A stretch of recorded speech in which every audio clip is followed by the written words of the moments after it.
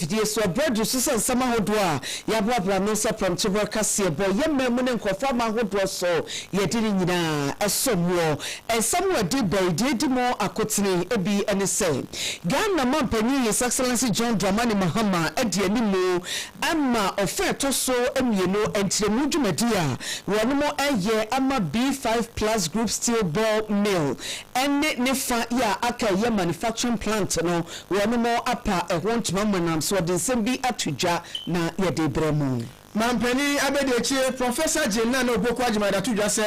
ehubenya se yenwenu mo ehunu so ye nsuo ba no mo yade bi no yebetwe mo abenyen kokokwiafo ya wono mo ewo Ghana afana nyina ena mpanifo de tu wo anim se wo nko makoma ento wo yem na me ya domu a afi ye da ye nimu no enema besesa e kokobuo ho na kokobuo ho sense na nura amra se bedwafie Dambudo ne ba no dani omyafo mama ya daga tudwa se enura wo mo ye oye che demonstration e odwa aboso ne patamu no wonni ni se omokura me kokokwiafo ankasa Yako yanimu a efia kwesiminti mensi no emu municipal director ya wono mu a wadapomde ano edi atu dwase etidi yare no sa wo hwe sadie ne modemu anasa sadie ekosoro ewo mensi no emu a we di akofo mo pa edi ama wo na dia namo ewo mutu ya enam soma ne basa na Kwam South enye gbesu asukopio mo kuro mo hono ya fro enchirentine na Como vou te dizer, por isso vou me trazer so abro mo fui no fonte. Ama hodoso semo yebeko Cameroon ememo ababede dwase asrafo miensa afimpiri ne adueno emu no wonmu kuntimamufuo adueno ebaako enunti yetwe omo nsamanko. Na America mampani Donald Trump da bitu dwase sese efimura ekoya eto wo hamu bitemu edu oda to man bia so so ni no ba America mamu a ekoba ne sen dia na basa ensem wafofo bi eka ho yabane bede yede somu a eyawia promptable kasebo yene yesi nkonwa kenkan ama omidi ede nana ya Yeboah mene asuna ni blotoba nana onso abuaje duomi bemi MP afenye brakasebo ni chemo ankasa eniye Ghana mampanyi His Excellency John Dramani Mahama etu anamosronko edamso ama wakoko mission wafeto so mienu enchemu dwumadia wono moje ama B5 plus group steel ball mill ena face section mill manufacturing plant eno babua ama mfidi dwuma basa ya wo Ghana mu no bibia etumi akọ enkan na ya first steel ball mill machines anase efidie awodo ya wono mo apa eho entuma na de yede yenie etumi break it down emma enyema ya mfidie awodo adidi dwuma no etumi bobo so na eyanketenkete ebi ko wono mo a etumi yam no mane ya sisa powder na etumi aboa ma adwuma wono pese wo de ye no wono atumi ayeniye enti se fidie ya wono akwakopa eho ntuma no de ebeboa wono pa ye wono a wono tu fom agudie mining any mineral processing no etimi eboa pa ena fe cement industry no ebetimi aboa wono musanse akade a wo makeka bomu ede ye cement no ebi wono mu a ya na ya abo akese ne adentini nyina no ebetimi anyam na feko amatimi aboa ma cement dwumadie eso tumi akonkan no danchan ya wo mu eye glass wo adwuma ne ceramics no wo mu so ebeboa wo mu nti adwuma mampanyine apa wontuma die wo kire se ebeboa fidi dwuma basa pa na sadia wo hye bose na ban no 24-hour economy no ebeye adwuma no saadie we so ebeka ho bi aboa ama bibia so atumi akonkan titi wo ba fidi dwuma ebasa no emu a wo kire se ebesa ma enuma ebuso ama nipadodo na wo mo so atumi anya bi aje ni samo de twudwa no yenkotie. Today marks more than the expansion of a factory. It marks the expansion of Ghana's industrial ambition. The Phase 2 expansion of B5 Plus is not an isolated investment. It is part of a broader structural shift in our economy, from dependence on raw material exports to value-added industrial production. The expansion of this facility strengthens domestic capacity to substitute those imports to save us foreign exchange, to improve our trade balance, to stabilize our supply chains, and to reduce exposure to global price volatility. The 24-hour economy program is particularly relevant to energy-intensive industries such as steel manufacturing. And I know that B5 Plus Group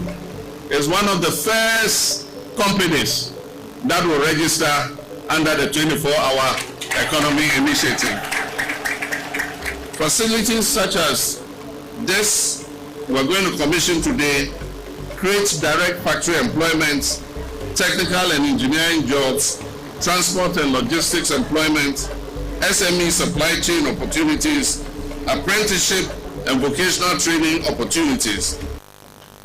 Ghana Mampani, His Excellency John Dramani Mahama, and Yukutini. Na yadaso ewa bankasem ho ma mampani abediache Professor Jane Nana Opoku Ajiman.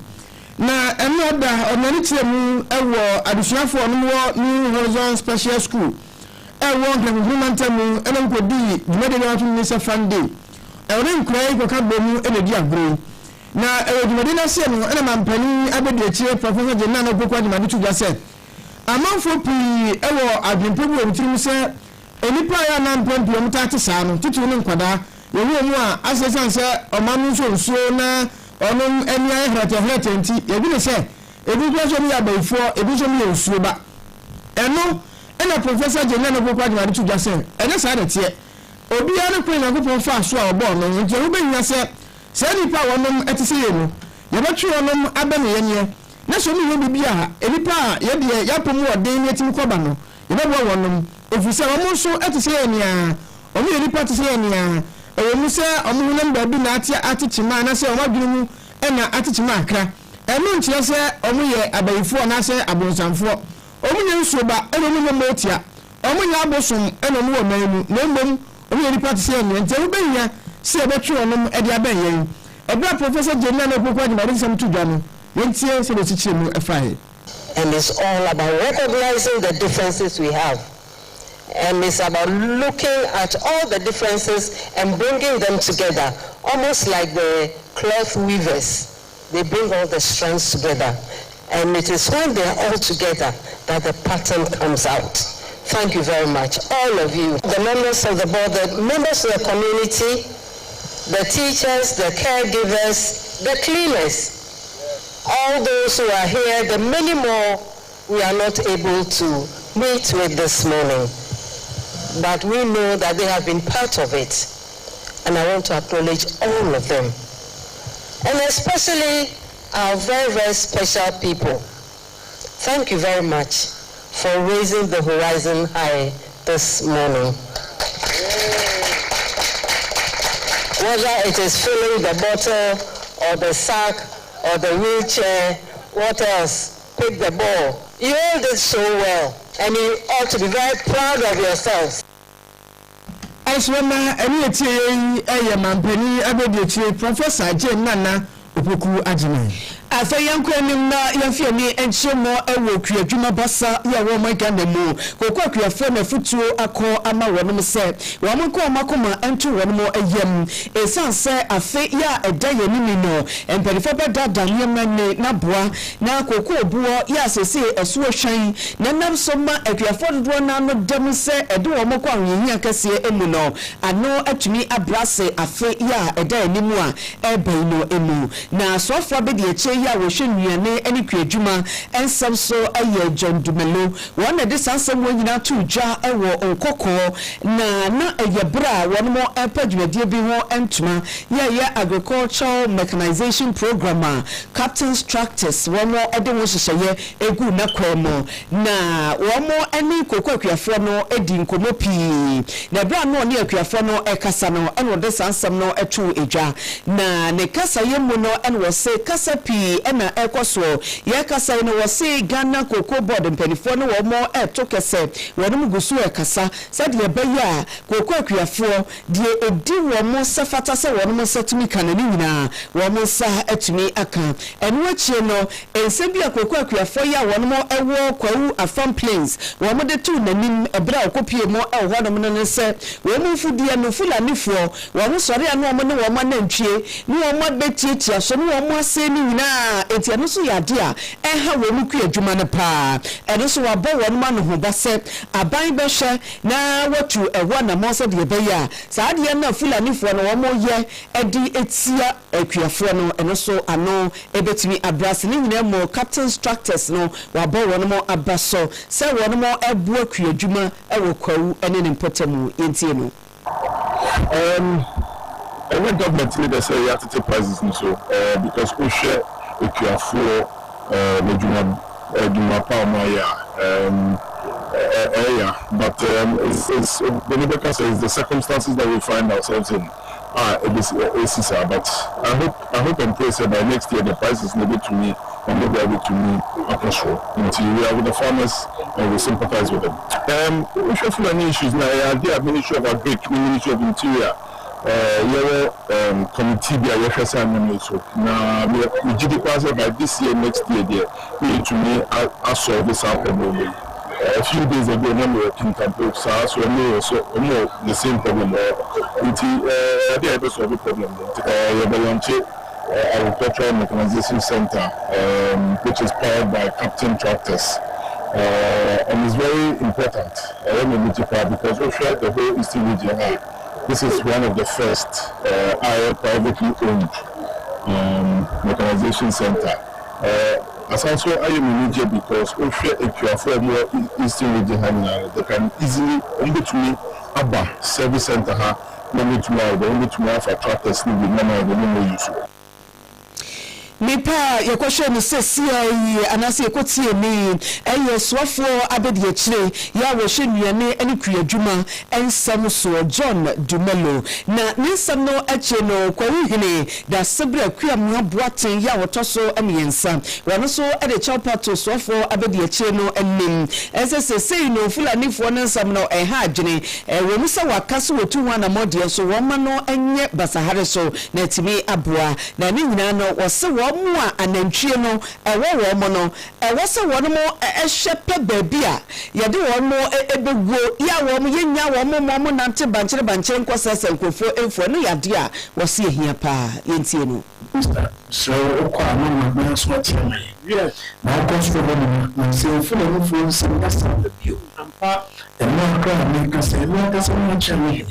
over about 45 acres abia body. Yeah, full of food and one which at the Monaco I feel 50. It's a fact. We some things are a year of death. You know, we come out to the book. Yeah. So, my boss went to send me last year and buy a catcher minister for Interior. Said, oh, ranch farming. We keep it. So, I'm like a friend something or maybe. On the on so that we show me. Never do not quite in the food. You know, Sabi. We are not never for any day. Just say, Shama Samay. Mr. Kung Crew. Yes, a Kabuma Amodi. Mr. Norman former corporate agricultural unions. Yes. Now, I'm casting him to Kamu. Yes. Say, Mr. Crab and Katana, and our partner. Kwawi hine da sebre akuamwa buate ya wotoso miensa eni ekotie ni yada so etie eyaponto beka sebo Lawson 96.3 FM sumi eko Facebook zesi ya eni ediara romanti ya hono ma Lawson TV Ghana ko Facebook zesi ya na enfuna de bonfa mi tito no na kinkan efama wo yeko se mufo mu ara hijira kokoko yenu na eni kokofo ya na mi adawo na se de fie onwefo mama yarega ede se mutu dwafo kokoko akuafo a mbo administration ewo sehiyo so dwabo so eni bia west enkrom yesen akuafo mu kokoko akuafo ena mto mu nti amonten so ehye kokko de koja buru omutie eko okuko board asoya ewo Western North abato person so say Western North mesini ni mu no ko pie no ntam na soya no na mo che se koko buo no a aban ate so no omo ni aban nya adwene omo sira aban ni se sempo wanya hwe anu ase a enya no na kro no de wo batu ye ne mampani na na dan ku fado na bra so wori ko duru ye 1 million no mane na wa se wo 36 million na 5 million na de kan wo duru ntua ti free so nanka enka 31 million na kuafo mfa nanso mampani John Dramani Mahama ani oswafo no na wukaduma so afei koko board mpanfo etina ase ahwu di se koko obuo ewo amanse dwebo so no ebo na ba fam entumso hwa so e dey 36 million ho e dey about 25 million eni na kuafo ti da bi sasemi omuti ase enye efise ebuo no bebe na dana mampani dada na kufu de be fada 31 million no e mo maso bi won kakra mudi mo shebo e kantam wiabo bu so aburu mu ya seme ba mudi be 31 million no kura dia ko 60 million any 65 million na mo di afa ko ha 35 million mo te fi won about 25 million no say e to mo do ma ye kire sa aban no en sika no enko 31 million no mo o me ko sa kura o maso madu won na nina emukura ni so si ye yachi na sebe dam bibi no ba no dam yurumya fo Mahama yarega kire se ohu ni se akuafo no a omoso me akuafo omo administration ewo mra dwabo so re patam no o gidi pa pefe se omo nye kogu akuafo efuse kogu akuafo kan awe kogu akuafo ndie omo je tum se dia aban na ye no omo ta aban na chi wo mo gidi se de nya aban no ebe sachire na afei ebesimi no se de osofo na akwaduma so abedi akire owe de ndumelo gitu etu gwase aban no ebe tu ebuo no afida ekro no saa no gidi se gogo akuafo kan be ye omo ngo ye akire de onyi ni se omo gogo akuafo na bi bifo na ehye akire ebe so mo de ye amanwasem nanso o ka kire mo se wo mo nko ye no omo ni mpofie se omo ye gogo akuafo a omo ye saa ye akire no wentie omunafo Mahama yarga ebro de nsem tudwa e ba se bi film brother just because you think that cocoa politics is what can help your party. I can assure you that the demonstrators, we know who they are. We know who they are. We know who the demonstrators are. We know who the demonstrators are. And we know their real motivation. We know their real motivation for demonstrating. And we know that genuine cocoa farmers know that there is a world crisis. And that world crisis is definitely going to affect their bottom line, which is the income that they will earn from the cocoa sector. You cannot give what you don't have, even if you promised it. Even if you promised it, you cannot give what you don't have. Because what you are proposing is what you did and you collapse the economy of Ghana. You put cocoa board in debt over 36 billion Ghana cedis. Over 36 billion Ghana cedis in terms of the debt that you push cocoa board into. All of that is the cocoa farmers' money. So we are not going to pander to those sentiments. The practical problem is there. The farmer appreciates it, and I can assure you that the farmer appreciates the solution proposed by government. Eni eti eye dongudu wonu ba no dani omunafo Mahama yarga eno si kokwa kwafo ndie omani age ebo no aban no ate so no hu se omuni mpefie se ewiase na koko ehun sem sikasem no abafom etinya Ghana hanko ani ate bo no so MBB na shankrofo bi ati a ombe so ne takra wogem ema enkrofo no eye o ye kyerere ti aban no amafo mu se aban no ehise kwafo na so nti saa onwenti a nkrofo no ebisa adwuma no afeyemo enwura pomodin ensemo emu yako efia kwesminti mensini emu a aponde tena ya wo honom no panyipa woda no madam Joyce Begina en wodi atu dwase echidi yare ne sese no enye yare bia enkofo eba hwa ya sabia ntentem so esanse mensini mu nyina echidi yade ne kofom pa enam bambo enhyehyɛ ya brano no omafo edigu akwemu etizo bi beba ya sabia kra no a sede kane no na de toto ho a na wo mo de echidi eba no won dodo wo so no sese kra de ehwan aba fam kra wo sansem wo nyina to dwa na ye afibia won mo adwumadie ya won mo edi eso won mo modem mo ehwe na afi won mo akari adwuma won mo ya no de ho kontabuo aba batu edwa na numu no chem sese pa de yare ya etaba ya sabia ho a abetu echidi yare no eye won mo a empepi no won baba na asa won hune no enyina so papa emfa ma won mo woni ese respiratory tract infection na sa yare we no hu won ma na finipa no ne hunim ne minimu na harawam enti obaba no bu na ne hunim nsonsuo we bu won mo a na ehume kura na ho ya den ema sa nipa no na ni nyina ne ya na bacteria moamo anketenkete na ya na edeba sese wo se eno ene ade pa ya sabia hododo na won mo ba na eno ene wo mo de ba na so no kura no wo mo de bambo hyehyeye egu akwamo ewo ho ne nsam a wo de atu dwa no sei enu kire mu. As a life face every year we meet to discuss afisem from the reports that we have extracted for the year under review. We realize that the top 5 common conditions that come to our OPD. I think I mentioned them after respiratory tract infection. Then we also have malaria. Now, malaria, it used to be the first reason why people come. I think because of the intervention programs we are putting in place, we are at the elimination stage as a country. We're putting a lot of interventions. And those days, we used to manage malaria without necessarily testing. Once we are presenting the signs and symptoms, we go ahead and then we will presume it's malaria in the moment. But now, everybody who comes with signs of malaria, we test you to be sure that you actually have malaria before we treat. It's periodical every 3 years. Long-lasting insecticide treated nets are also distributed to every household for them to use to protect themselves from mosquito bites that transmit malaria. We also do a spray in the environment to kill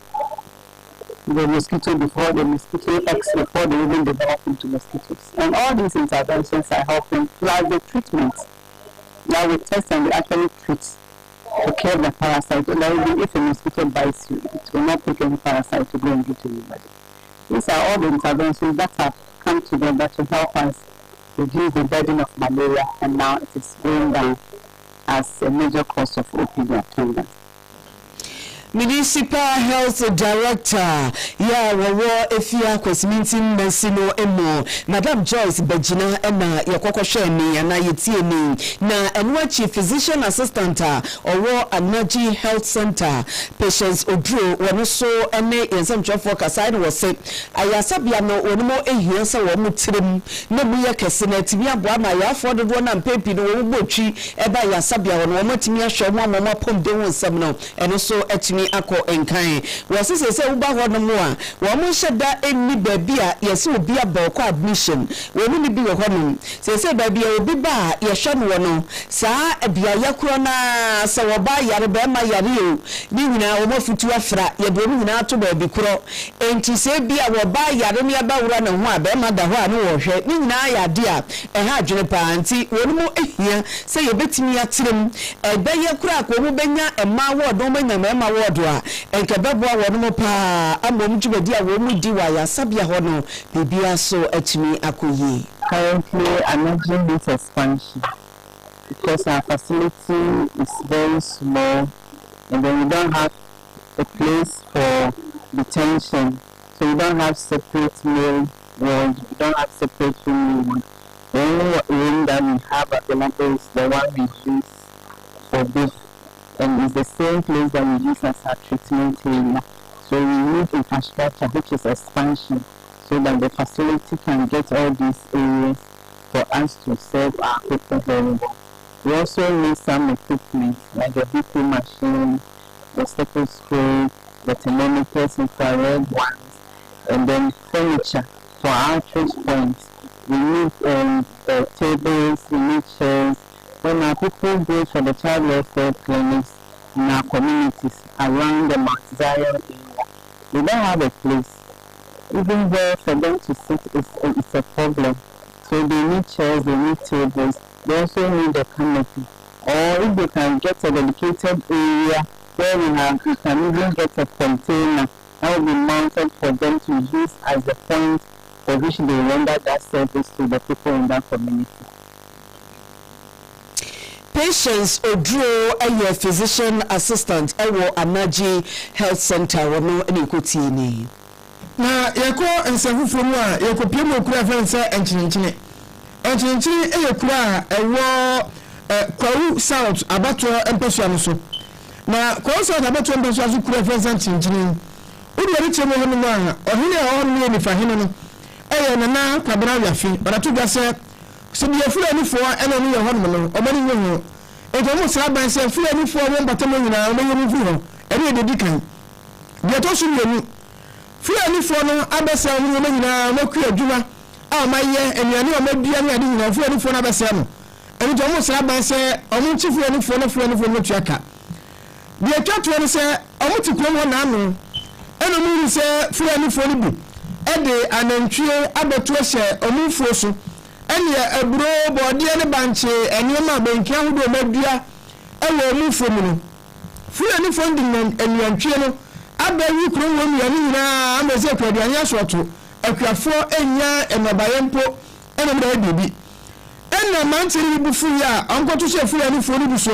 ena omo to ma nto omo fu ya ni fori nyantokwa omo fu ya ni fori nyantokwa ma entokwa kwawie ya patai fu ya ni foko mfie ama akuafo nso akuo mfie a bomu ya se apolisi fo edi pick up akese mienu abesiwo apolisi fo di nan esefrim amba ya omabato se kromo fo mrantia so ebri wo epuepue bi ama bi kura de ya sabia adanya kromo mrantia na bufu ya ni fonti apolisi fo na bi wo bi omo ntiase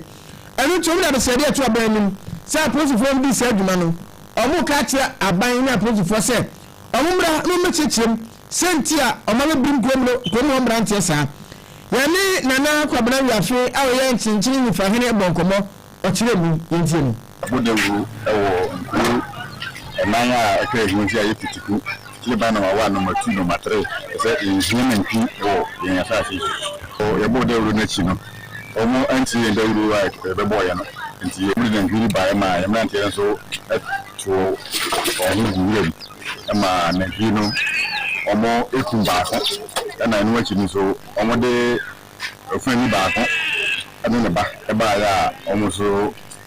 ehuri den ehuri ane kasa ya o se bose ende botua do bana o be tai na woni ande kan wase na principal o wa do so no ba du ma se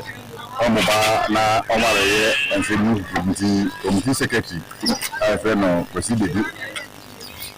na o ko ne jen o ko ye no na se ni an kin ha ni nti mlanti ne papa ne mrewanyara se o mo mprema principal ni tere bi en fa ne kwa na de sakasaka ya bae ama principal no ati on ba nfi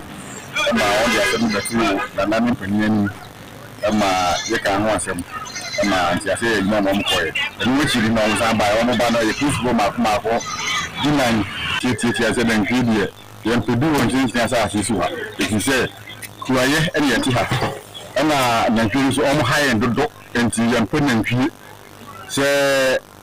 police for ni se ya de mbashe se aku na nhwiri bi enti wono bremu na se yes a ya le ka se gana mpanifu a wo ya important panya ni se yes wana on boy na nhwiri nti wono nana kwabna wiafe eye enchinchine nifahene onu pa na ntwe ho bio ento mo wie no ntwere nyina mfiri hono na kromo bifo bia prosifo ne ba ho ebeto so so ebiri wo no omo ni Lawson 96.3 bonkomo ekirekire mu sadia aposifo si bu omo fa ya ese bi krobi honam eyo me ya ebi kire so mo mfe eno mutiri nyina paapai enti omo taxi bus 4 agina ho this side nti omo gina ya no na omo see from police for omo share bulletproof vest obi akitatu omo share helmet na ade nti omo see from na mo say one of them appointed to me say this guy. So all of them, they were rush by me. So then they started assaulting me, almost bombing. So I'm a I didn't now bomb me. So there's one guy I think is on the superior where I told him say, "Into what say I can say on call for an assault." I say yes, man, I'm so mumbo. Like multiple times they were assaulting me, they were beating me, back beating me. I felt something on my back, which I felt said the two will be the me. Interior no no me and 24 so they me like na me no me give no move handcuff me ngumi. On the handcuff to me, on the shake no the police ni back come on call on station wa also nti me could do also on the shake and no glass no and a police in the court na the baby. So I was in the car for about 30 to 40 minutes. Obi ameka ho anche me obi anji the way I say police for best 6 on rush ban so nti the hono na enipa na do so ba na me free the way I say back off enipa ni e do helmet ni ade bomb etiko amati agba na ho hwi bi mani tie na me I think hospital am di issue asisi me so ni ade a me share telephone ni say sabi a police for na omo adoso ne de no kware ni nim se sana police for so maduma tie de a ha omo ne na so ha ne de e obi kwa na ne de benya aware sem kura o be chiru bi ma na ne de wakuso ni aburo ni ejawo we asem ye de be ba e be so mu a ni aburo ni ejawo wo se wo fa ha ye chiru wa ni aburo ni ejawo eti ye nim Ghana ba ye say omo fa ye se bia say ye kwa sundu eti no kwa nya mpapa nim dia mentwe na ye wa haidie ama ngona no so no makotwa tete manfo bia onom ewan chinchine omo bia fuanifo no enti aposifo adabro omo na omasese omo ni omo no ema omo ni Lawson 96.3 ebonkomo yi asa yefi ami enchemo ewon konfirma hodro so ensem emo Cameroon na mo na yakro na amani efi wo ba no echese best afin pinini adueno emu no basbasa ekese ema na homne so ewo man ni mo edam so ema srafo bi wonu mo chese wonu mo eku timamufo bese adueno ebaako na no na yede wo magina temo dwani mu a ye kasai no ya sentence wo mo nyina yese wo mo nkonko da fiase ewo adwumadi yem wamo de sansemi ebetu dwa no eyemranimfo ede ma enipa wonu mo ho ekamu no wama lawyer from de sansemi nyina atudwa no wamo se ye de asrafo no ekogina asrafo wonu mo court ewo Yaoundé ehonum na wamo de sentence no ede ma wamo na wamo se awahosam kura womu ne se Human Rights Watch for ya wonu ye kobi a wamo hwese etieti amanfo fa wode wo nsam so wamo ye hwehwemu se nipa duenu ba ko na wamo hwere wamo nkwa afimpino ene aduenunum ewo asrafo no ensado no emudodo na eyenkwada ene yase wo ba bi kura no wo fefuro wom etidie ma ya awerho eno no na womo ekire se Sergeant Baba Guda wono yamano efrishia enwotwe ena Fegandame Haranga Gilbert wono so yamano efrishia edu ena de otoso miensa no eye Corporal Sandin ono so yamano efrishia enum enti na chese obia nyane de ya wo mokwakoda afiase ewo adwumadin yemu a empanifo chese de esi yesa abre no wo mo hwani mu se yakwa yanim no ebibesi biem ewo Cameroon emino emu Donald Trump America mampani na emwada ewo White House wono watwepe tenten aside dem raba bio se obi bia no a onfi America mamu na opese ode nyoma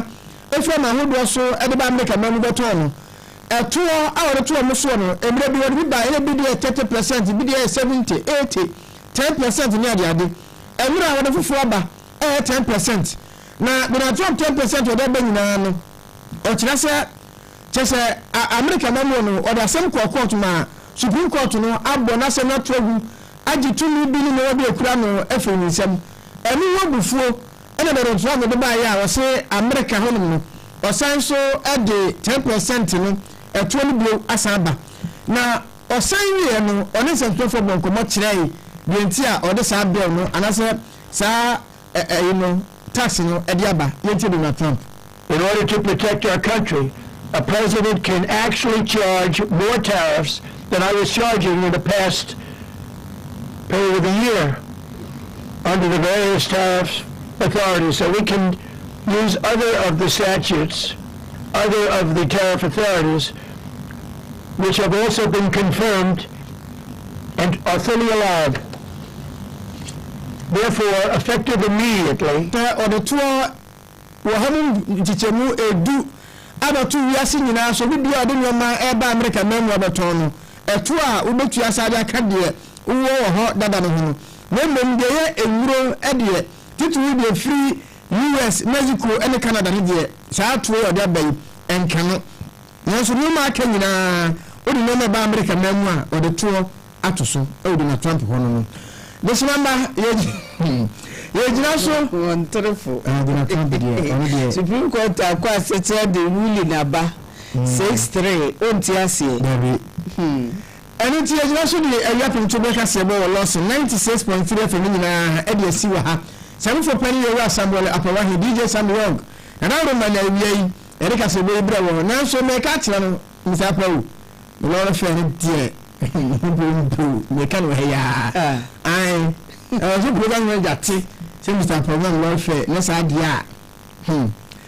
I'm going to say one a buy and yes, idea and sharp. I can go for me. I saw the boat, but I know about Jedi MP and I feel